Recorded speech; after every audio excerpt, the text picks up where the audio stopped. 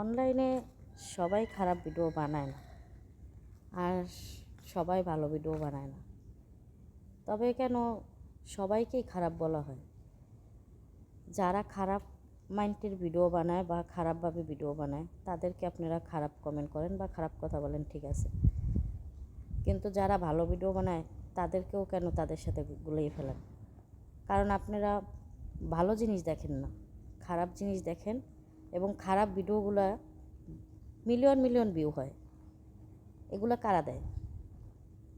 আপনারা খারাপটা দেখেন, আপনারা লাইক কমেন্ট করেন বিদায় তো তারা খারাপ জিনিস বানাবার উৎসাহ পায়। যারা ভালো ভিডিও বানায় বা ভালোভাবে ভিডিও মেক করে তাদেরকে তো লাইক কমেন্ট করেন না, তাদের ভিডিও তো মিলিয়ন মিলিয়ন ভিউ হয় না। কারণ ভালো জিনিস তো আপনারা দেখেন না, খারাপটা দেখেন আবার খারাপ মন্তব্য করেন। খারাপ জিনিস দেখেন বিদায় তারা উৎসাহ পায়, তারা বেশি বেশি করে খারাপ ভিডিও বানায়। ভালো জিনিস দেখেন, ভালো জিনিসে বেশি বেশি লাইক কমেন্ট করেন, মানুষ খারাপ জিনিস বাদ দিয়ে ভালোটা করার চেষ্টা করব।